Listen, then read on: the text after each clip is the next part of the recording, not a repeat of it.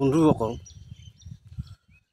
মহাভাৰতৰ এই যে অশ্বত্থামা আছে, এই অশ্বত্থামাক যদি সেনাপতি পাতিলহেঁতেন দুৰ্যোধনে, কমচে কম যুদ্ধখন শেষ নহ'লহেঁতেন।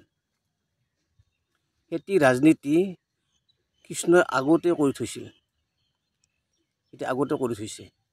এদিনাখন অশ্বত্থামাক মাতি আনি দুৰ্যোধনে দেখাকে আনি তাক ক'লাক মানে কাণৰ আগত, ধানটোৰ প্ৰতি কোনটো? সি কি ক'লাক একো ধৰবা নৰলাক। তাৰপিছত তাক জাভা দিলাক। জাভা দিয়াৰ পাছত দুৰ্যোধনৰ গুৰিলৈকে গেল, যাই উঠি দুৰ্যোধনক ক'লাক, ঐ অশ্বত্থামা, তোক কি ক'লাকে কৃষ্ণই? মোৰতো থাকেই ক'ব নোৱাৰিলোঁ, ই ধানটোৰ প্ৰতি কোনটো ক'লাক।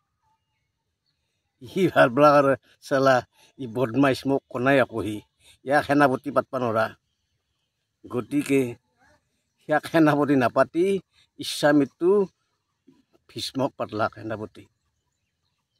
সি চালা ইমান মূৰ্খ দুৰ্যোধন, সেনাপতি নমৰিলেতো যুদ্ধ চেচ নহয়।